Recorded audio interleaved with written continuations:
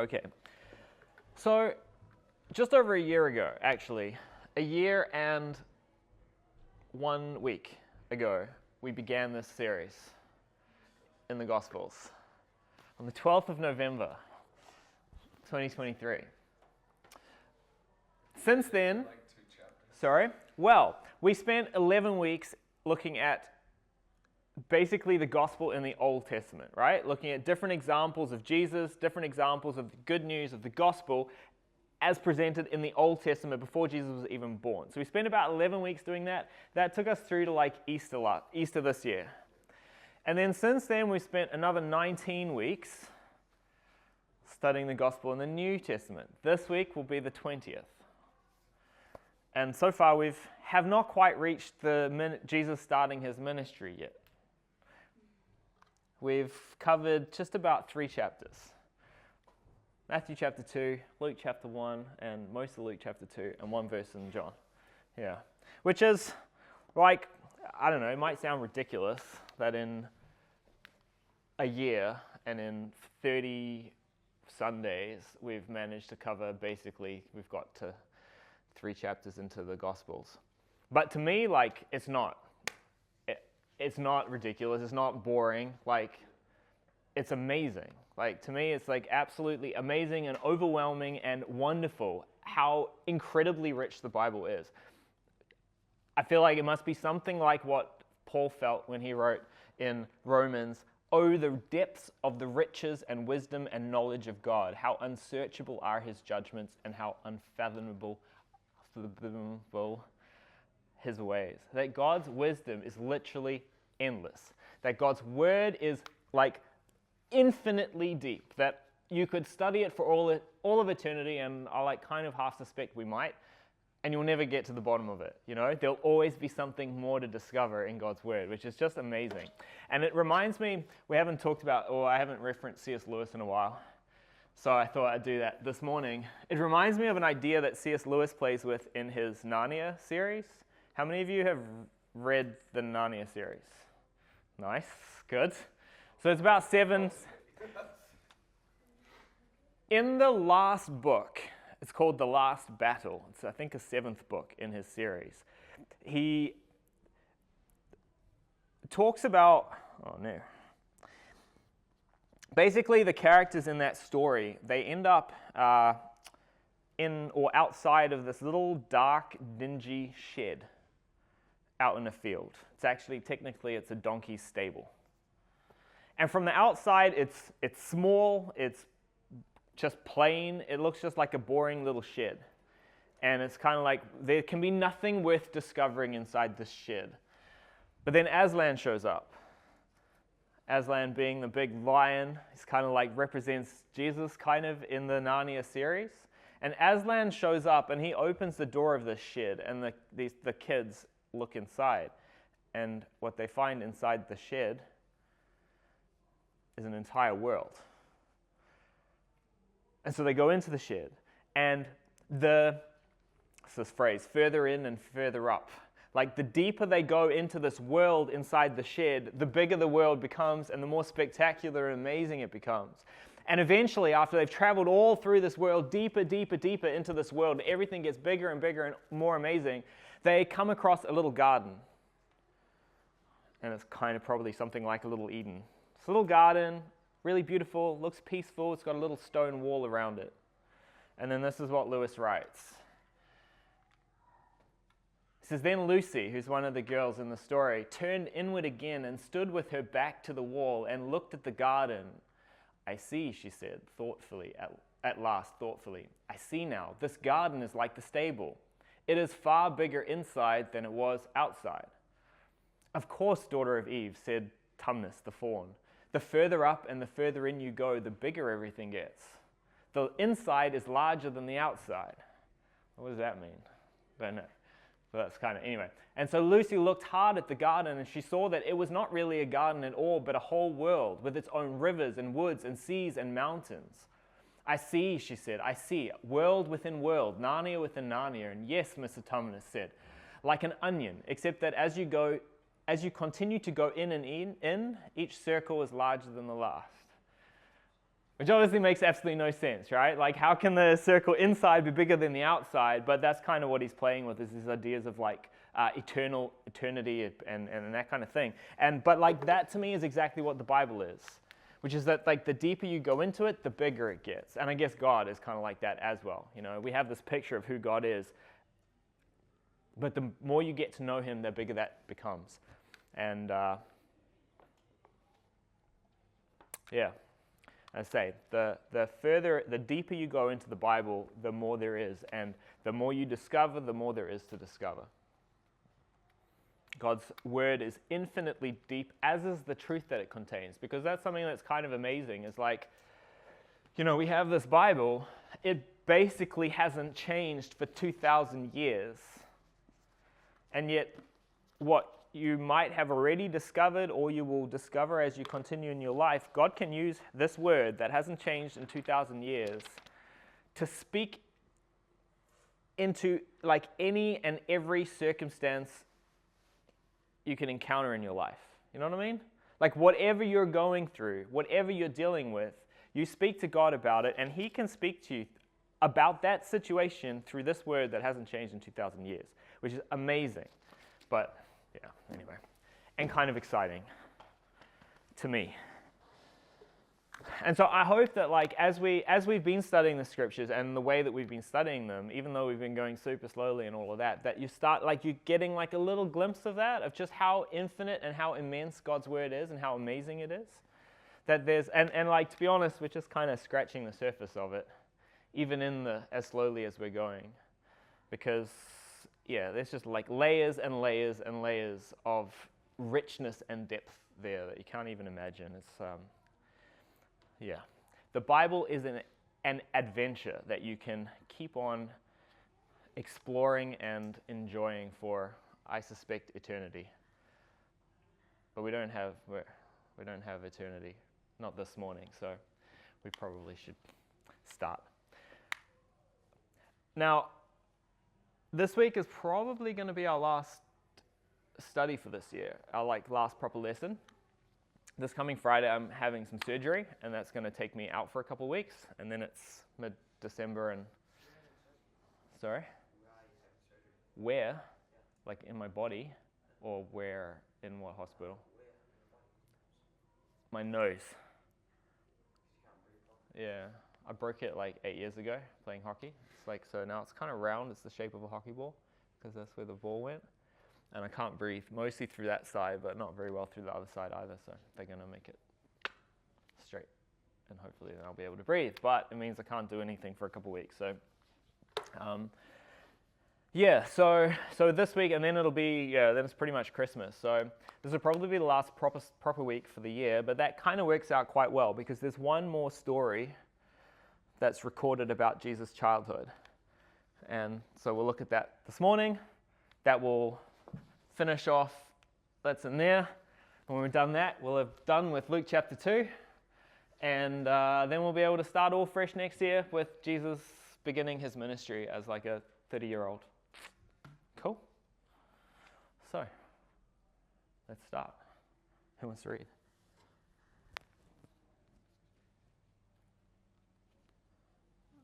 It's 2 verses. You can start there. Now Jesus' parents went to Jerusalem every year for the feast of the Passover. When he was 12 years old, they went up according to custom. Okay. So, we learn actually a fair bit in that two little verses. The first thing we learn, and shouldn't be a surprise, but it tends to be a surprise to some people, is that Jesus' parents were Jewish. I know. They were observant Jews. They kept the law of God. The law that God had given his people in the Old Testament, they kept. And we've already seen a little bit, or to the best of their ability anyway, and we've seen some of that already.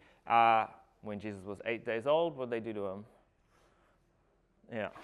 Circumcise them. What you're supposed to do if you're Jewish to your boys.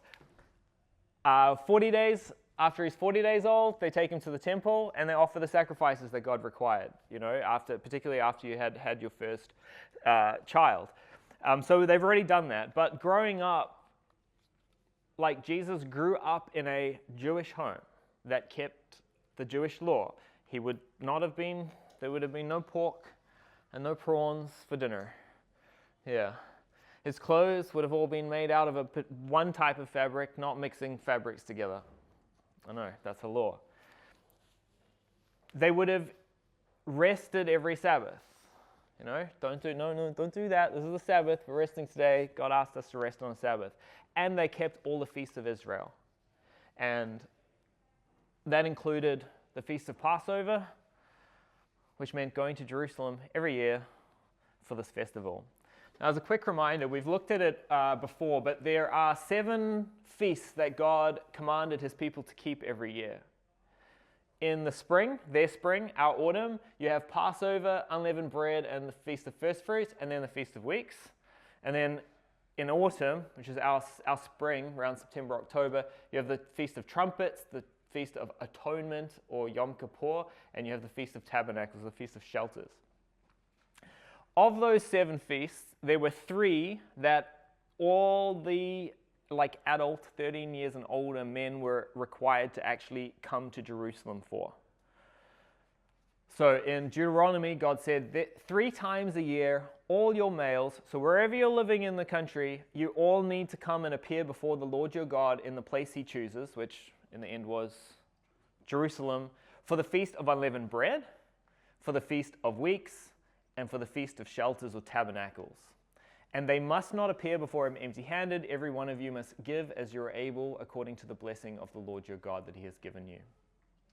And so these 3 feasts, the Feast of Unleavened Bread, the Feast of Weeks, and the Feast of Tabernacles, everybody had to show up, well, particularly all the men had to show up in Jerusalem for that celebration.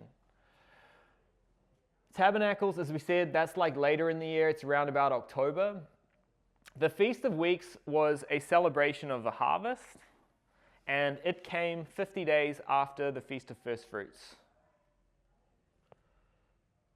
And that's what's called Pentecost in Greek, is the Feast of Weeks. Pent being 5, and it's 50 weeks. These 3 feasts here, though, Passover, unleavened bread, and first fruits. So you have to be there for the Feast of Unleavened Bread. The Feast of Unleavened Bread starts the day after Passover. So you have Passover, and then a week-long celebration of the Feast of Unleavened Bread. And then first fruits is the first Sunday after Passover, which is always going to fall within the Feast of Unleavened Bread. Does that make sense? So these 3 feasts all basically happen in the same week. So if you're there for the Feast of Unleavened Bread, you're there for Passover, and you're there for the Feast of First Fruits as well.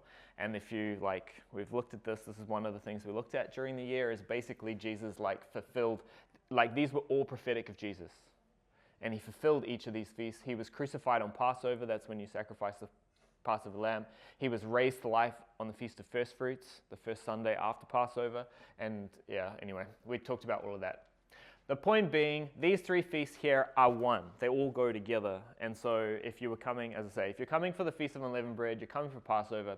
And at least in the New Testament, they're often all talked about they're just given the name Passover. So again, we're told Jesus' parents went to Jerusalem every year for the Feast of Passover and unleavened bread and first fruits. Okay. Now, the journey from Nazareth, which is where they lived, down to Jerusalem, take about 3 or 4 days. It's similar to if we were to walk down to Hamilton, about 140 k's. Yeah, so it's quite a job, right? It's quite a big deal.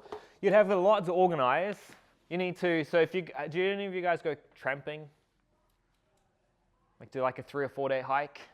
Haven't done that yet? I've done a one night. You've done a one night hike? For school. Yeah. You want to, yeah. It's a lot of fun. We did, actually one of the most fun things we did was a canoe trip, Wanganui River, 5 nights. And you pile everything in the canoe at the top, and then you go down, and every night you stop off somewhere and sleep the night. But anyway, if you're going to go traveling for 4 days, you need to organize food, right? Did you have to organize food for your overnight? Yeah. It's one thing if it's one night. I actually poisoned myself. You what? Poisoned yourself? Yeah, I put methylated spirits into my pasta by accident. How did you do that? Well, I don't know. Somehow it got into there. It wasn't my fault, guys. And it tasted horrible, so then I had to eat my friend's leftovers. yeah, don't eat that. That's really bad. Yeah, well, so like when you're traveling, it's quite a big deal taking food and stuff for 4 days, stuff that's not going to go off, and But anyways, you got to organize all that. You need to organize accommodation when you get there to Jerusalem. Where are you going to stay for this week-long festival? Maybe they might have gone and stayed with family in Bethlehem. Don't know, because Jerusalem got pretty packed at this time of the year. You can imagine everybody has to come to Jerusalem. Josephus, who's like this Jewish historian from around that time, he reckoned 3 million people came into Jerusalem every year for Passover. So there's not going to be much space. There's going to be a lot happening in there. Modern scholars today reckon Josephus was exaggerating. They don't really believe that many, but they still think there had to have at least been hundreds of thousands of people coming. And so they think maybe people probably set up camps in spaces all around, so tenting for the week. Anyway, plus you've got to organize a lamb for yourself for Passover. And have any of you guys have come and done Passover, like the meal with us? There's all sorts of things. You need the matzah, you need the grape juice, you need the horseradish. All these things you've got to organize, right, getting down there. So it must have been quite an experience. But we're told that every year, this was a part of Jesus' life growing up. His family would go down to Jerusalem to celebrate Passover. But this particular Passover, when Jesus was 12 years old, apparently something special happened, something unusual happened that Luke thought was important enough to record in his Gospels, which is what we're going to look at. Now, there are a few things that are there are a few things there. One, the age of 12 was around, by Jewish tradition, 12, 13 was when you became an adult as a guy. It was actually a year earlier if you're a girl. Girls develop faster, right? So, and when we say an adult, it was when you were considered morally responsible and accountable for your actions.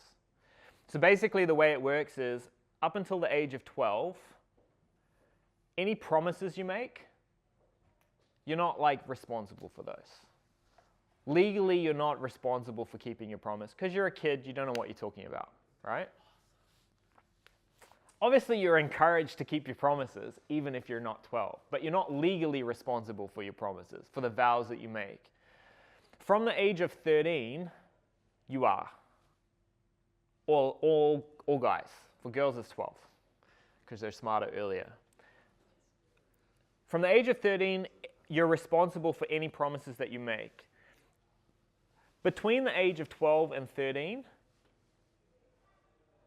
you have to kind of figure out, does this kid actually know what they're talking about? Because I think also the vows that they were making were you were making the promise based on the name of God. You were using God in your vow. And so do you actually understand who God is and what it means to be using his name in your vows, kind of thing? And do you actually understand? And so you'd have a discussion with the child, ask them questions, figure out what they understand, and then decide whether this 12-and-a-half-year-old can be held responsible or is still basically a child. Does that make sense? So 12 and below, child. 13 and above, definitely adult. 12 to 13, you figure it out as you go by discussing, which, as we'll say, that'll kind of become a bit relevant soon.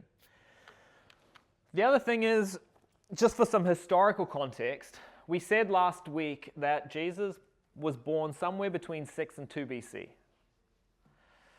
So if he's 12, when are we talking?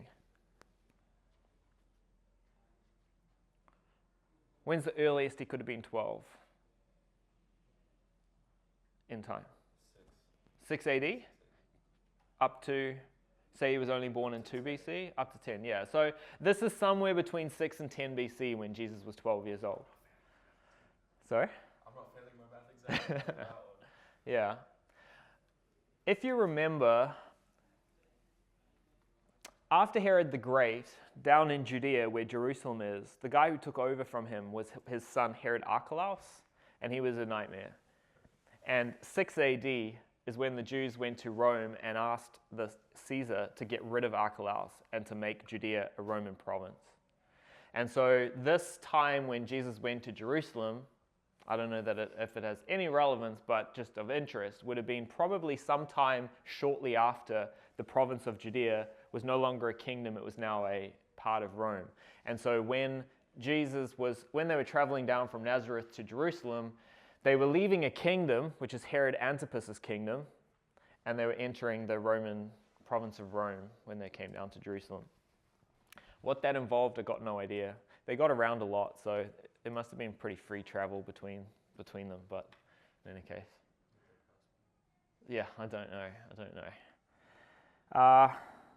And then the last thing that's interesting here is we're told that Jesus' parents went with him to Jerusalem, and when he was 12 years old, they went up according to the custom.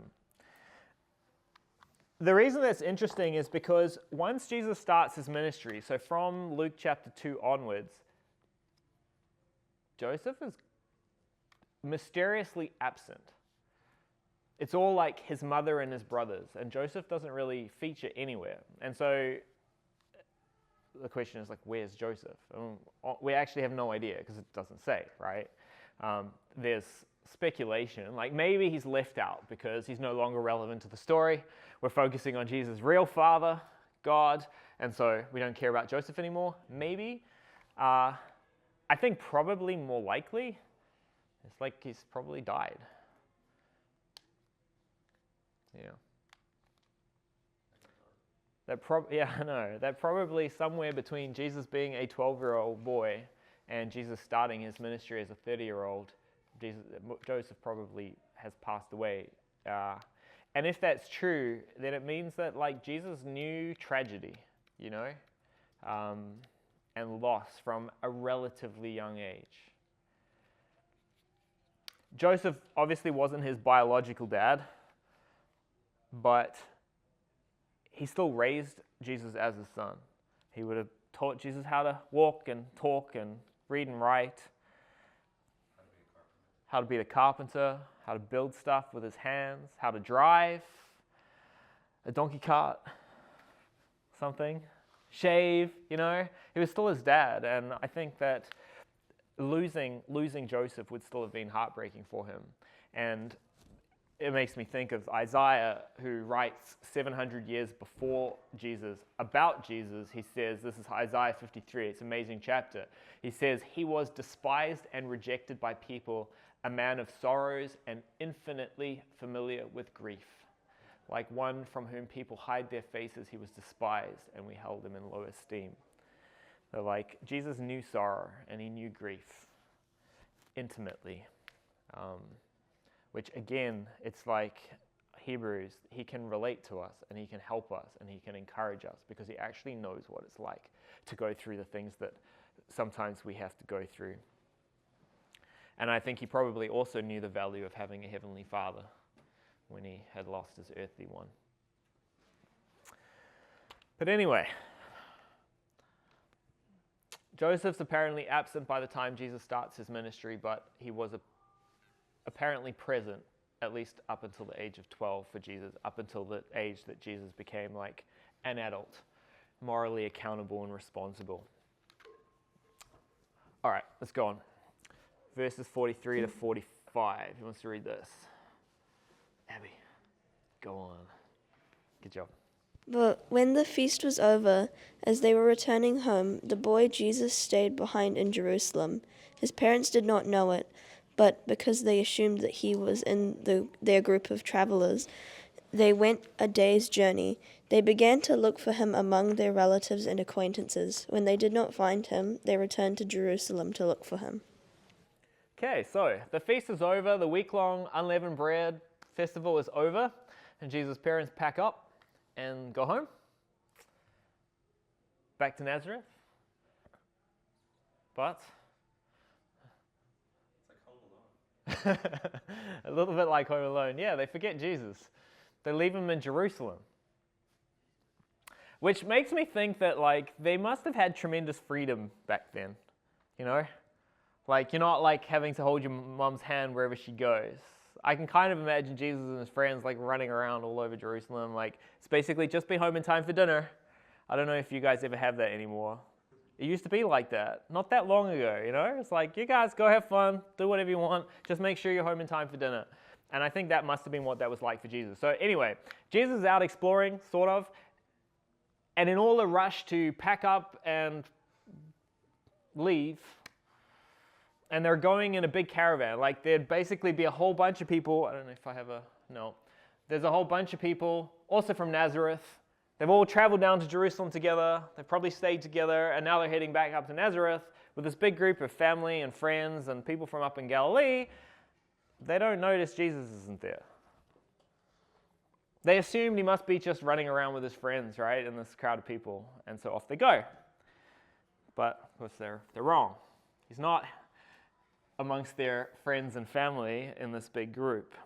And so they travel about a day's journey before they begin looking for Jesus. My guess is they traveled for the day, and now you have to stop and set up camp for the night, right? You've got to sleep somewhere.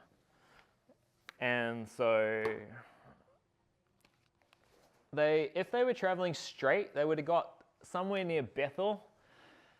If they were traveling, because apparently they tried to avoid this area, which was called Samaria, the Samaritans, and so it's possible that they went around, in which case they would have been somewhere near Jericho. And that's about the distance from here to Muriwai. So if you imagine you spent the day, you've walked all the way out to Muriwai, you start setting up camp for dinner, and then who's not home for dinner? Jesus. He's not there. Where is he? And so then they start looking for him. And I imagine initially, like, they wouldn't be too stressed because they assume that he's with the friends, right? But they go to all those friends that they expect him to be with, and now you start realizing he's not here, and you can just imagine, like, the panic rising, you know? Oh my goodness, where is Jesus? And so they began looking for him among their acquaintances, and then when they couldn't find him, they rushed back to Jerusalem. And again, remember, they've already traveled a day away, 6 to 8 hours by foot. So now they've got to get 6 to 8 hours back to Jerusalem to find him. And I don't imagine they would have been waiting till morning. So rushing back through the night to look for him. And you can imagine how stressed that must have been. But remember, there's like hundreds of thousands of people, visitors in Jerusalem. So finding Jesus in Jerusalem is not going to be easy. And we're told it took, we'll see. After 3 days, they found him in the temple courts, sitting among the teachers, listening to them and asking them questions. And all who heard Jesus were astonished at his understanding and his answers. So it took them 3 days to find him. So you can imagine, again, how stressful and terrifying that must have been for his parents, looking everywhere for him. I don't know if that 3 days includes the day that they went walking that way and then the time that it took them to get back, or if that's once they got back to Jerusalem, it took them 3 days to find him. It's not really clear. But I want to know, like, where was Jesus? Where was he sleeping for these 3 days when he was just hanging out in Jerusalem, you know? Did he just sleep in the temple? Did he, like, make friends with somebody and they invited him home? Don't know. What's he eating for 3 days? Don't know. We're not told, so it's obviously not important. What is important is where they found Jesus and what they found him doing, which is what?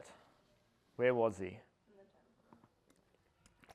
He was in the temple doing what?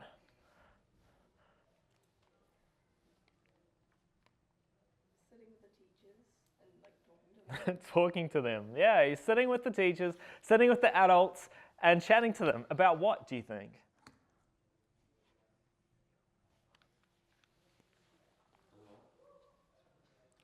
The law, which is what? Yep. Yeah, basically scripture, right? And God. Yeah, he's talking to them about God's word and about God. Which I think it's so cool. Jesus listened to them. I think that's amazing. You know, this is literally God in human form, but he was willing to sit and listen to these people talk about him, kind of, you know? And to learn from them. Yeah. How old was he? 12. I know. Yeah, I think that's so cool. There's he sat and listened to them and asked them questions. Do you guys know Judge Judy? A little bit? She's amazing. She's not on anymore, I don't think, but anyway. She used to always say, God gave you 2 ears and 1 mouth for a reason. Listen twice as much as you talk, which I really like. And James says something actually really similar. He says, understand this, my dear brothers and sisters. Let every person be quick to listen and slow to speak and slow to anger. It's so important to listen to people. There's literally nobody on this earth that you can't learn something from if you stop talking and you listen to them. Listening is how we learn, right? It's how you, because as long as you're talking, all you're doing is hearing things that you already think. Listening allows you to hear things you don't already know, you know? That's how you learn. That's how you become less stupid. And we can all do with a little less stupid, right? You do that by listening. And even if you don't agree with the person that you're listening to and you don't agree with what they're saying, it's still helpful, useful to listen to them. Because it means that you can understand what they think and why they think it. Which means when you try to explain your perspective, the truth as you understand it to be, you can actually do it in a way that's like you're speaking to them, you know? You're not just, you're able to explain it in a way so that it makes sense to them. And even better than that, it allows you to ask them questions, which is what Jesus is doing. And often the best way to teach somebody, the best way to reach somebody is by asking them questions. It's not just to preach at them, just to dump on them all the information you have. It's to listen to them and then to ask them questions about the things that they think.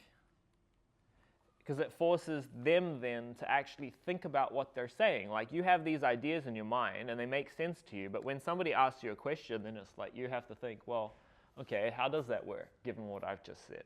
You know, and it forces you to think, which is really important and really useful.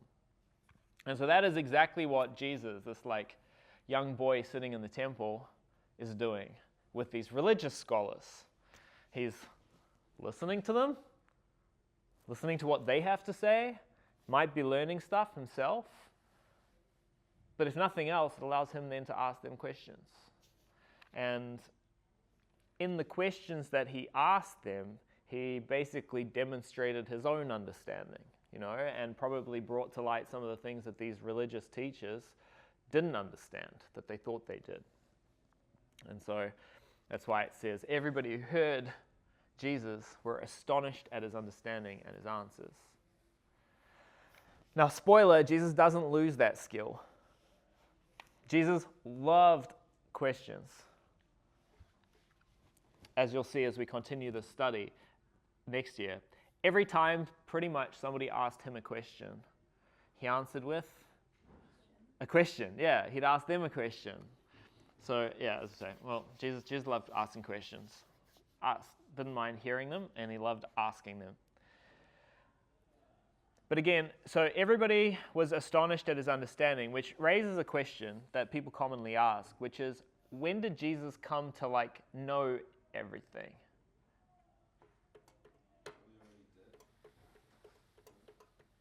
Well, or more specific, I guess, what did Jesus know when he was on earth, and when did he come to know it? Was he just born knowing everything?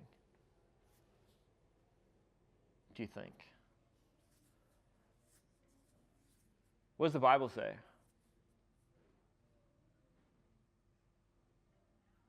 God's all-knowing, right? Okay. His son also be. Well, that's the question. Does the Bible say what Jesus knew and when? Does the Bible say whether Jesus was born omniscient, knowing everything? No, it doesn't say. The Bible doesn't say. So, but like, if you think about it a little bit, Did Jesus, so was Jesus born knowing everything? The answer to that, I'm quite sure, is no.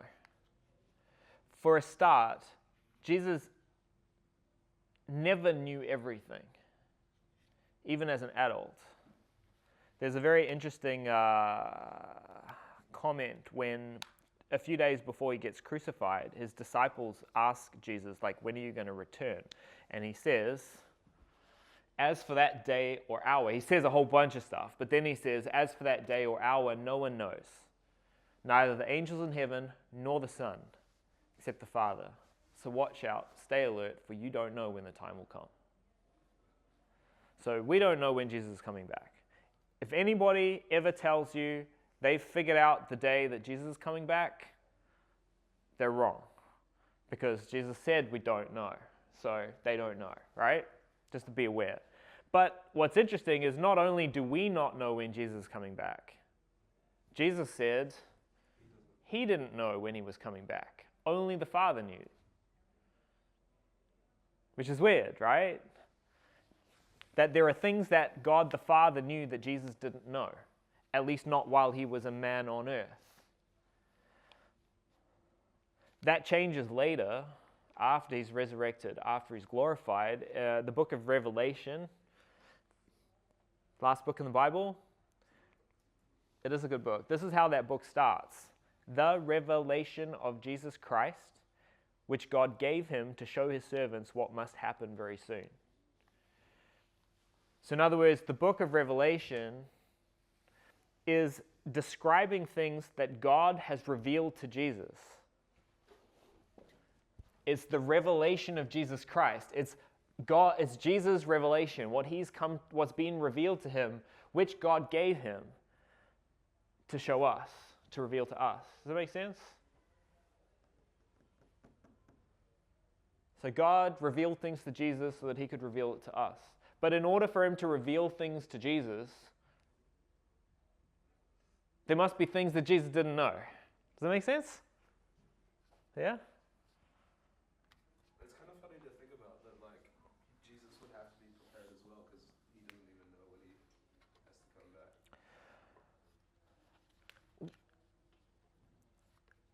Yeah. So anyway, so I'm quite sure that Jesus had an understanding and a knowledge and an insight that far exceeded any normal 12-year-old, and perhaps many of the teachers even when he was 12, and certainly growing up. But I don't think he was born with that knowledge and understanding. I think he learnt as he got older, the same way that we do, same as any child. And I think that's kind of the point, because again, what did Jesus come to do, sort of? It's to experience life like us, right? To be one of us. And a baby that's born with complete knowledge, that's not the human experience, you know? One of the hardest things, I think, one of the hardest things as a Christian and the hardest things in life is where stuff happens and you don't know why. You don't know what the answer is. You know? Those are the places where more than anything else you learn to trust God. It's not trusting him in the things that you understand, it's trusting him in the things that you don't. And again, could Jesus relate to us if he hadn't experienced that, you know? Because I always think there's these things that happen in our lives, and it's if often we look back and it's oh yeah, that makes sense. But at the time, you're not looking back. You've got no idea why this is happening, right? And I always think, man, if we only knew then what we knew later, it'd be oh, well, why was I stressing? When people lose their jobs, you get a month unemployed. If you know you're getting a job in a month, that's great. That's a month's holiday. But nobody experiences a month of unemployment like a holiday. It's the most stressful month of their life, right? Because how are you going to put food on your table? How are you going to pay your rent? But anyway, so I don't think Jesus knew everything. I think he experienced life the way we do and learned as he went. Okay, let's carry on. When his parents saw him, they were overwhelmed. His mother said to him, "Child, why have you treated us like this? Look, your father and I have been looking for you anxiously." But he replied, Why were you looking for me? Didn't you know that I must be in my father's house?" Yet his parents did not understand the remark, and he made to them. Yeah, so his parents find him in the temple. He's sitting there chatting with the teachers, and they're overwhelmed. The word in Greek literally means like blown away, and it's often translated more like astonished or amazed. Probably both, right? I'm sure that they were overwhelmed with relief, like they thought they lost the Messiah, which is not great, but also amazed at where they found him and what they found him doing. Because probably if you were 12 and you got left behind, home alone, right? He didn't go down to the local church and spend the time chatting with the priest. Anyway. So what they say, though, is quite interesting. They say, basically, why have you treated us like this? Why have you been so inconsiderate? Don't you know how stressed you've made us by staying here? So they're kind of obviously a bit emotional, and they're kind of accusing him of doing something wrong, which is interesting. But there are a couple of things in there, I think. Firstly, whose responsibility was it to make sure that Jesus was with them when they left Jerusalem? Theirs, right? It's actually their problem, their fault. He's a child. He might be a special child, unique even, but he's still a child. You're the parents. It's your fault if you leave without your child, you know? So you're blaming the wrong person here. And then the second thing is, should they really have been anxious? Should they have been worried about him? Probably.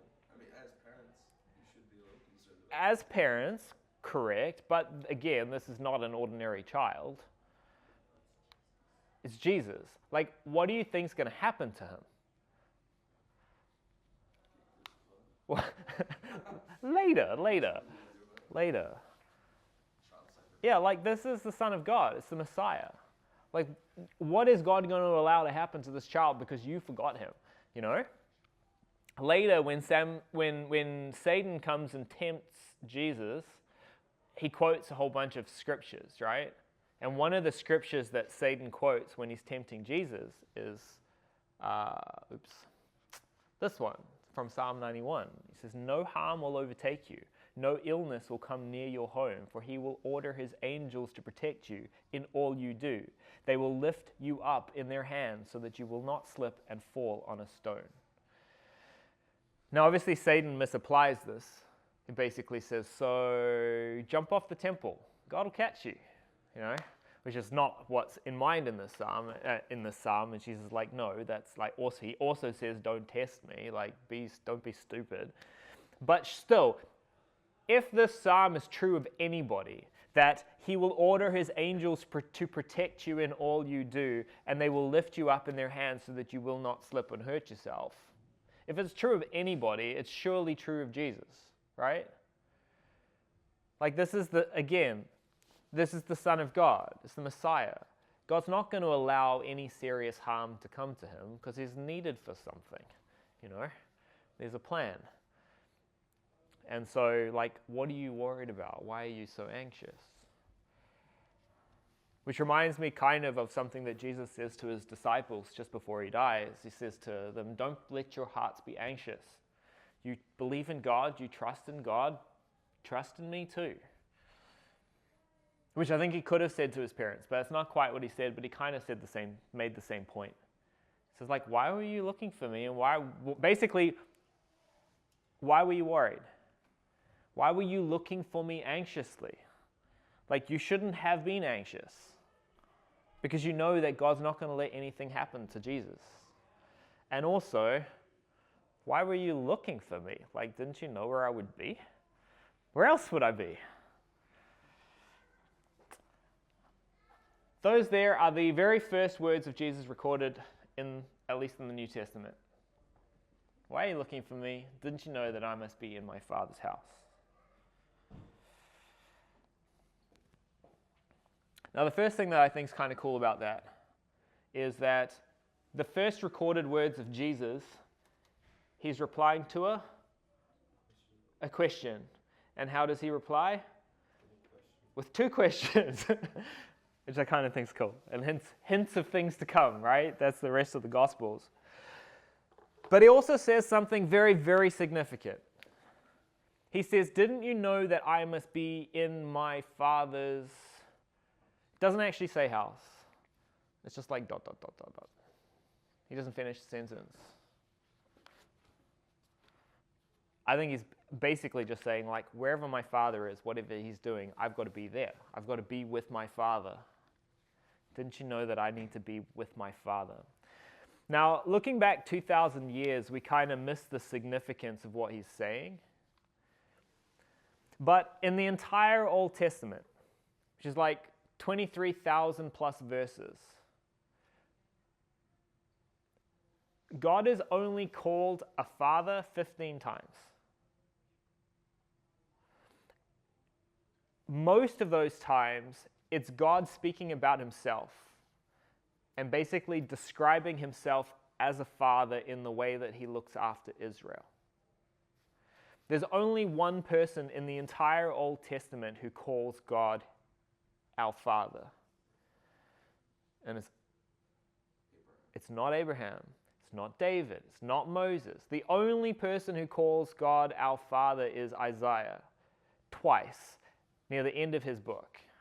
And if you remember, the words that are recorded in the book of Isaiah are prophecy. So basically, Isaiah is just writing down what God told him to write.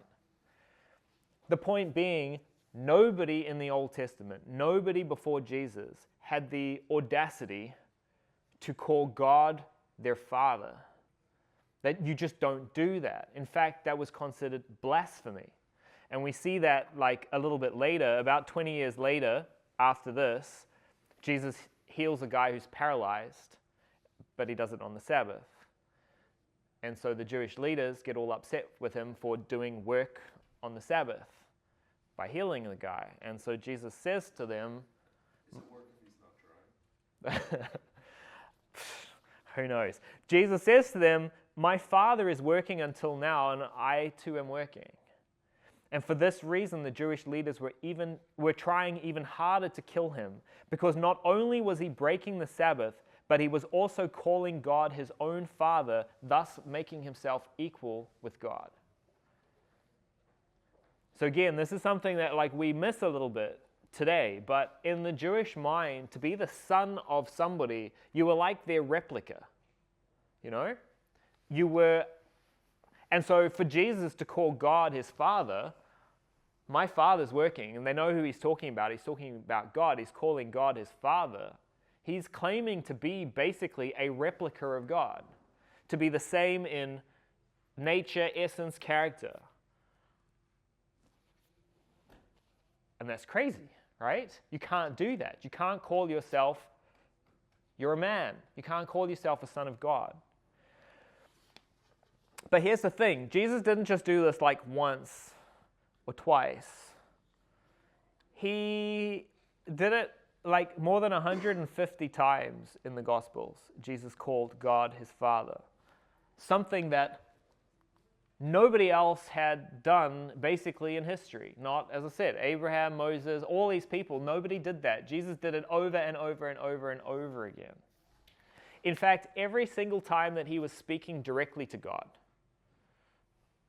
like praying, he always called God Father. Except for once. Do you know what the one time Jesus didn't call God his Father was?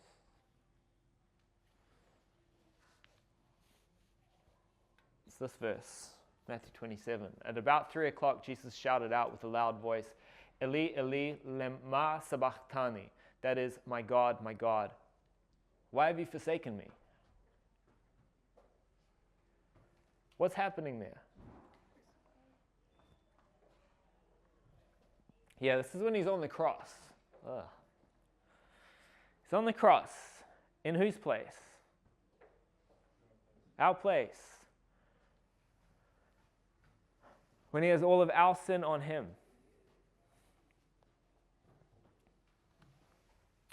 That's the one time that he doesn't call God Father. he says, my God, why have you left me?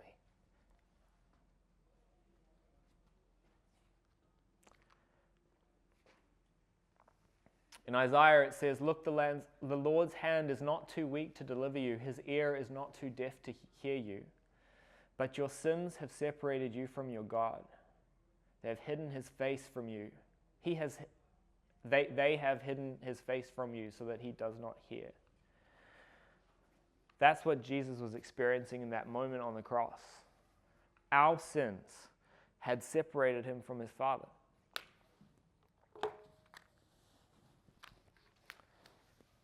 Yeah. But the point is, throughout the Gospels, Jesus calls God my Father, something that nobody had ever done before, because it's blasphemy. And I don't think it's an accident that in the very first words that are recorded of Jesus in the Bible, he does that. He calls Jesus his Father. But that raises another common question, which is, when did Jesus know this? When did he come to realize who he was? What does the Bible say?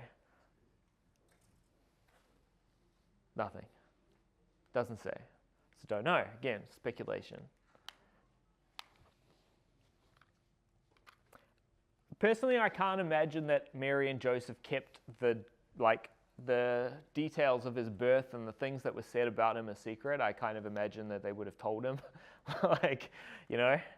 what went on, at least as early as he was able to understand it, which means that pretty much from birth, I think Jesus knew that he was special, that he was no ordinary child, and that he had that he was conceived miraculously through the Spirit of God, and that he was destined to become the King of Israel, which is something, But interestingly, I don't know that Mary and Joseph even really understood what all of that meant. That even Mary and Joseph understood who Jesus, the son that they had, actually was, that this was God in human form. I don't think they got that yet. So it says, he didn't understand what they were saying, what he was saying to them. They didn't understand what Jesus meant when he said, I must be with my Father. Now, in a sense, they kind of should have, because when Gabriel spoke to Mary and told her what was going to happen, he said to her that the son that you're having, Jesus, is going to be called the Son of God, the Son of the Most High. But I guess they hadn't really processed what that meant, that he was literally going to be the Son of God, that he was going to be God in human form. They knew that he was insanely special, unique even, unlike anybody in history, that he was destined to be the Messiah of Israel, the Savior of Israel, who was going to save them from their sins, at least. But I don't think that they even understood just who Jesus was, how crazy the gospel is, how completely insane this plan of God's was. I don't think they understood what was actually going to be required to save Israel, to save us from our sins. Because it's something that nobody would even dream or imagine, that God himself was going to become a man, that he was going to experience life like us, and then in order to die and save us and allow us to be restored to eternal life. That's hinted at in the Old Testament, but nobody really picked up on it, really understood what was going on. Yeah. But that's the gospel. That's who Jesus was. I said his parents didn't understand that, and then the question is, well, when did Jesus understand it? And don't know. But at least by the age of 12, he was starting to realize what was going on, who he was, that he had this unique and special relationship with God that nobody else had ever had, that he could call God Father.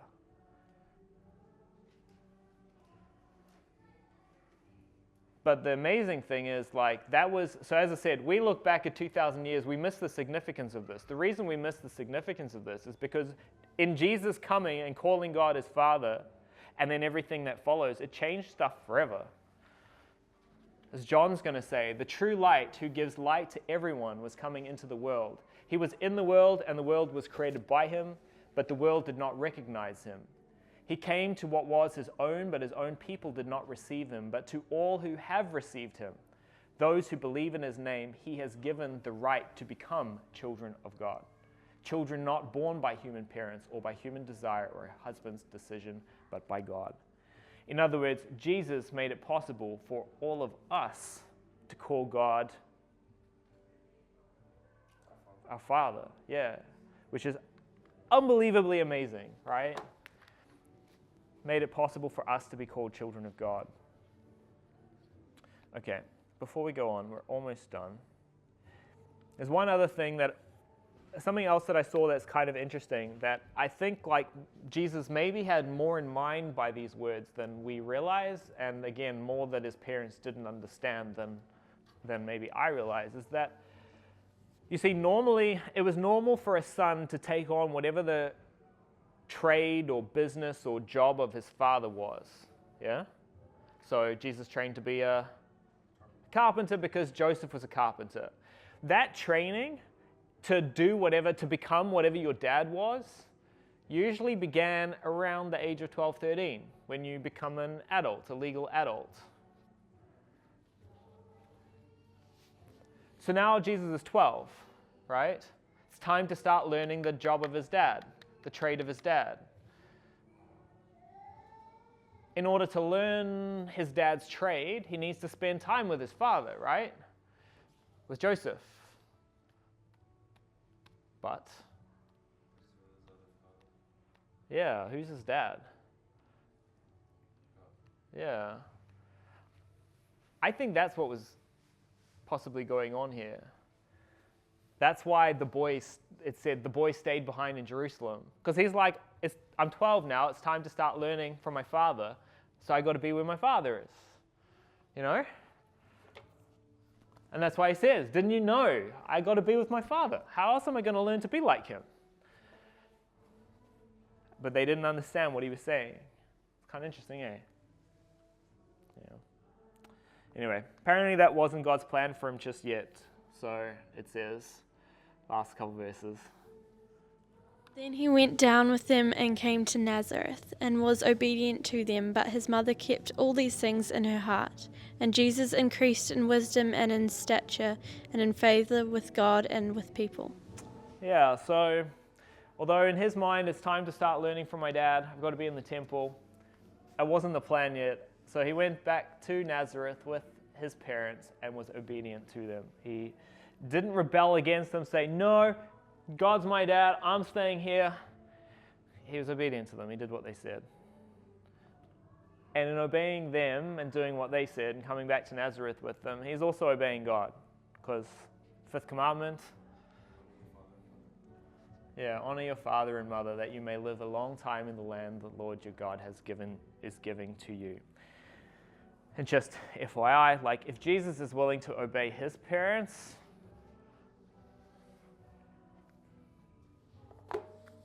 probably we should too, you know, probably. God's given us parents for a reason. He gave us this commandment for a reason. And so unless your parents are like actually preventing you from obeying God, you should obey them. We should obey them. Even if you know better than them. Because Jesus did. He still obeyed his parents because that's the right thing. That was the right thing for him to do. Anyway, so then although Mary didn't understand what all Jesus was saying, it says she treasured them in her heart. She kept them in her heart. She didn't forget them either. And so obviously she's wondering, like, what does this mean? Whatever he said, I don't understand that. That's crazy. But thinking about what's this mean and where's it going? Where is this going to lead? And I'm glad she did, because that's probably what allowed her, like 40, 50 years later, to share these things with Luke, which is how we end up with them now, you know? Telling him these things that happened when Jesus was young that stood out to her, and she didn't understand them, but like, there's something here I've got to remember. And then this part of Jesus' life, his childhood, finishes with these words. And Jesus increased in wisdom and in stature and in favor with God and with people. So he grew in wisdom. Again, this kind of suggests to me that he wasn't born knowing everything, because he increased in wisdom, right?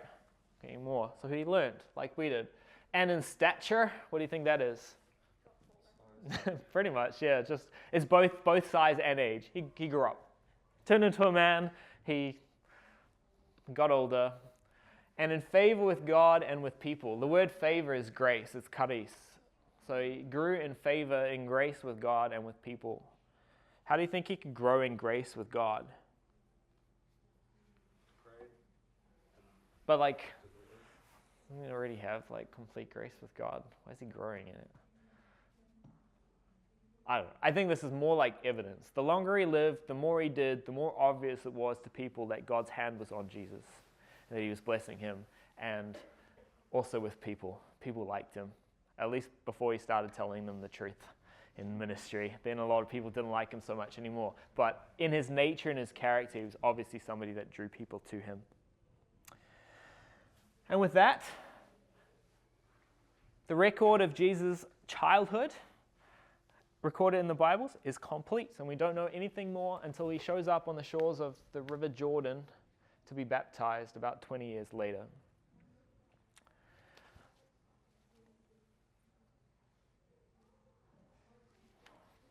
So just before we finish, some of you have seen this.